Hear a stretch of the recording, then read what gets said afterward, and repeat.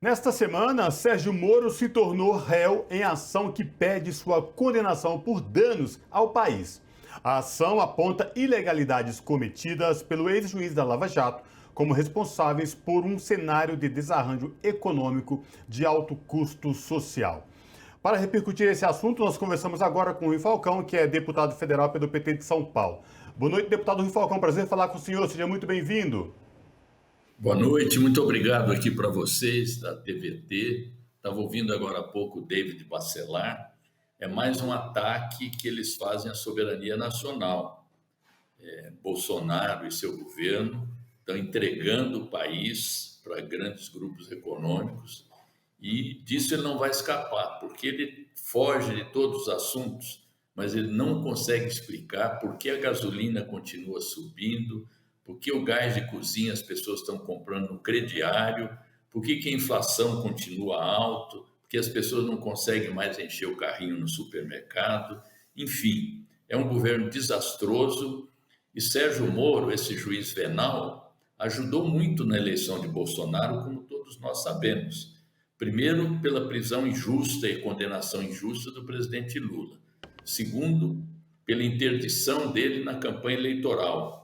Terceiro, porque fez um acordo com Bolsonaro durante a campanha para ganhar o Ministério da Justiça e, quem sabe, até virar ministro do Supremo Tribunal Federal. Então, essa foi a primeira das ilegalidades, que foi uma das demonstrações da parcialidade desse juiz venal, em consórcio com vários procuradores da chamada turma de Curitiba, né, da Operação Lava Jato, e que resultou em prejuízos imensos para o país. Quais foram esses prejuízos?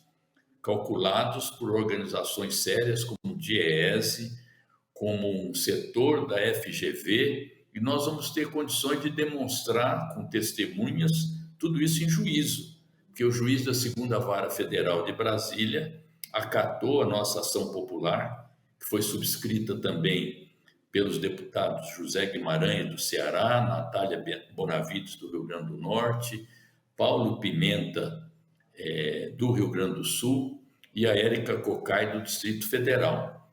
Então, 4.400.000 empregos foram ceifados por conta das ações irresponsáveis, ilegais do juiz de Curitiba. Ele destruiu praticamente a engenharia nacional, ajudou a destruir a indústria naval, e isso tem uma estimativa de custo financeiro que oscila entre 140 bilhões e 170 bilhões de reais. Então, nós estamos pedindo que essa averiguação seja feita e que ele possa pagar por esse prejuízo.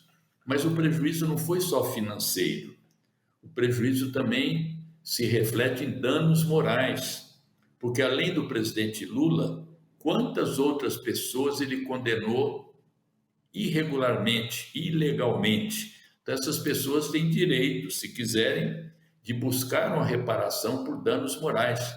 São danos, num certo sentido, impagáveis, porque quando você tem a sua reputação manchada, é que nem a história de você jogar para cima um travesseiro de penas. Até você recolher cada pena, o tempo já passou. Então, são prejuízos morais também.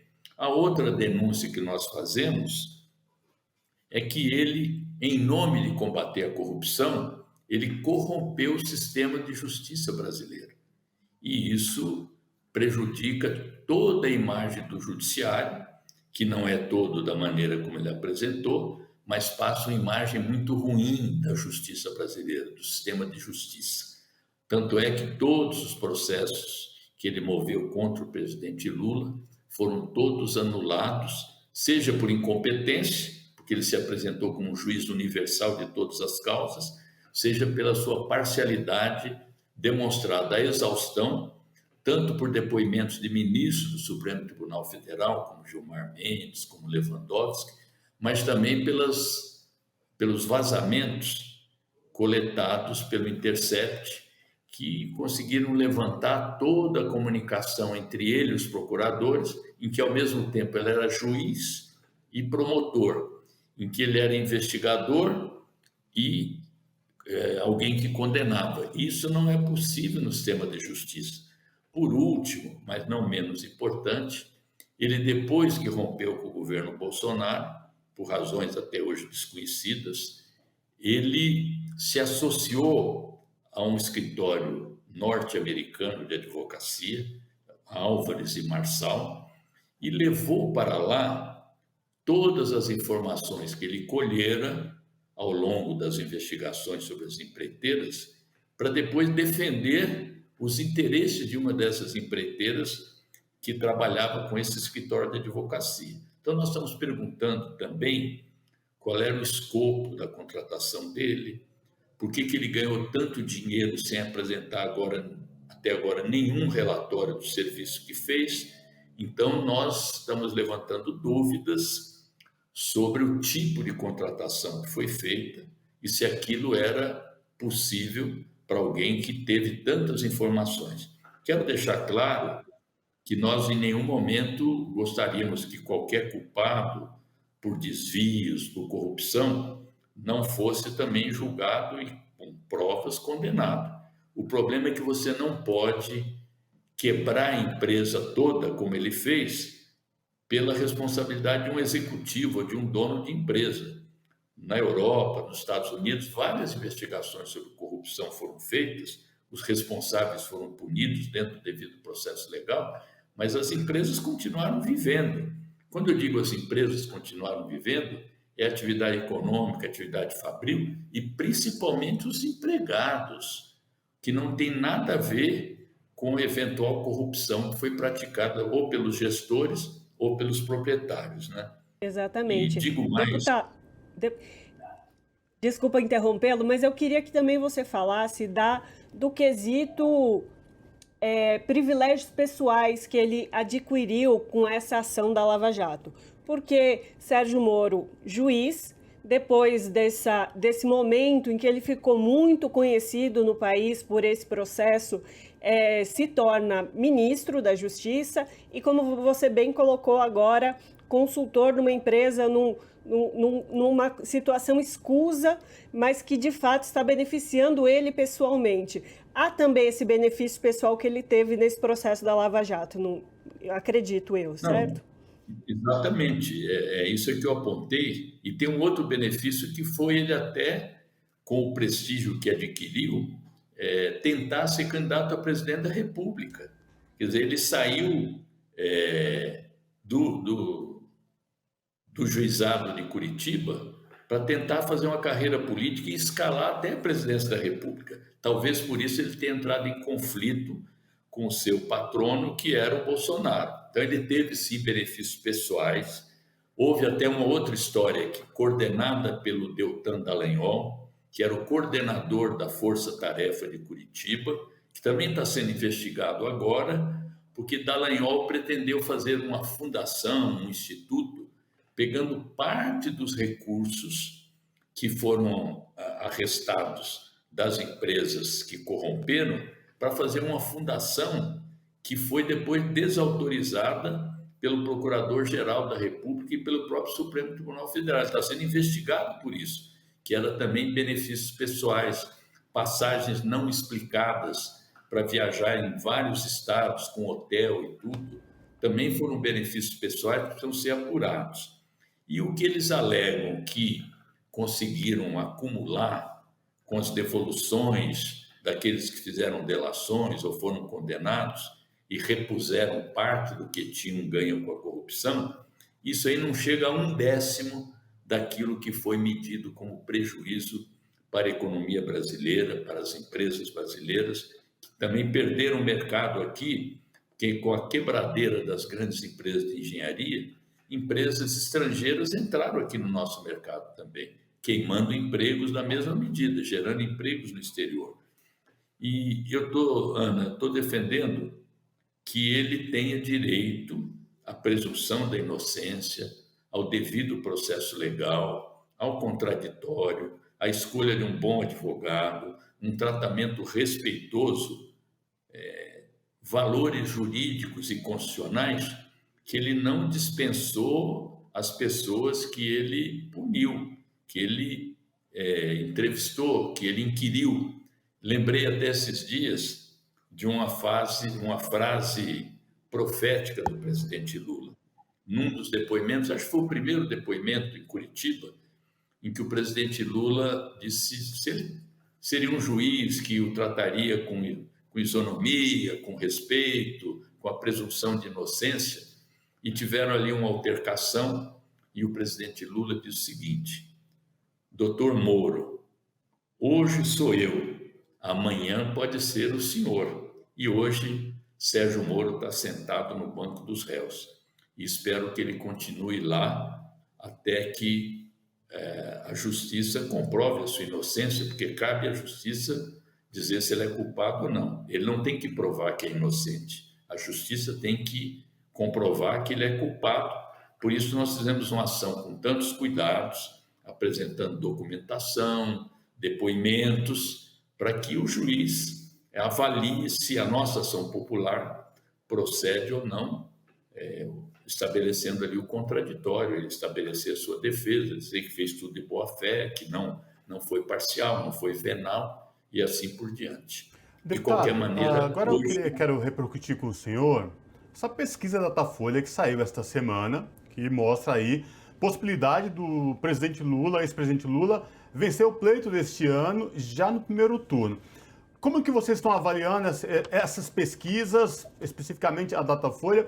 Mas, de uma forma geral, o ex-presidente Lula vem se mantendo na dianteira em várias pesquisas aí, mostrando estabilidade, mas só que nesta pesquisa da Datafolha, divulgada essa semana, o presidente Lula coloca lá em cima com a possibilidade real de ser eleito no primeiro turno. Como que vocês estão avaliando todas essas pesquisas, deputado? Não, a primeira avaliação nossa, eu peço para aqueles e aquelas que nos acompanham refletirem bem sobre isso. A pesquisa é um retrato do momento. Pesquisa apenas não ganha eleição. Então é natural que a maior parcela da população brasileira, que nesse momento está sacrificada pela carestia, pelo desemprego, pela fome, pela insegurança, e as pessoas se sintam animadas com esse resultado, até porque se lembram muito de como foi o governo Lula, como a vida era melhor naquela época do que agora. Mas isso não deve nos levar a deixar de fazer campanha. Aquilo que a gente chama salto alto não pode tomar conta dos apoiadores do nosso presidente, como também o já ganhou.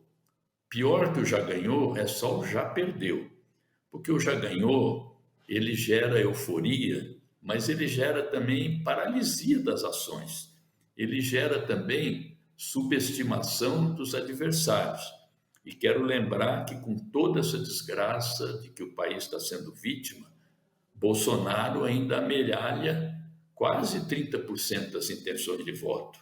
Então eu acho que a pesquisa reflete fatos favoráveis da nossa campanha, a ideia da gente ter lançado um movimento Vamos Juntos e Vamos Juntas pelo Brasil, que reúne 7 partidos, reúne praticamente todas as centrais sindicais, à exceção de uma no momento, que reúne lideranças de outros partidos, alguns dos quais, inclusive, têm candidato, como é o caso do candidato a governador de Minas, o Miguel Correia, candidato pelo PDT, que já declarou apoio ao presidente Lula, como dirigentes e lideranças do PSD de dado também, como o Rodrigo Neves, candidato do PDT pelo Rio de Janeiro, que também fez uma declaração de muita simpatia pelo presidente Lula.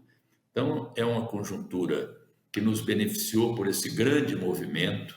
Quer dizer, o presidente Lula não é candidato apenas do PT, mas de um movimento que pretende reconstruir e transformar o nosso país e que tem uma escolha de 2 lados. Então, a gente pergunta: você quer estar do lado da democracia ou da ditadura? Você quer do lado do desespero ou da esperança? Você quer estar do lado de quem devasta ou de quem planta e cuida do clima?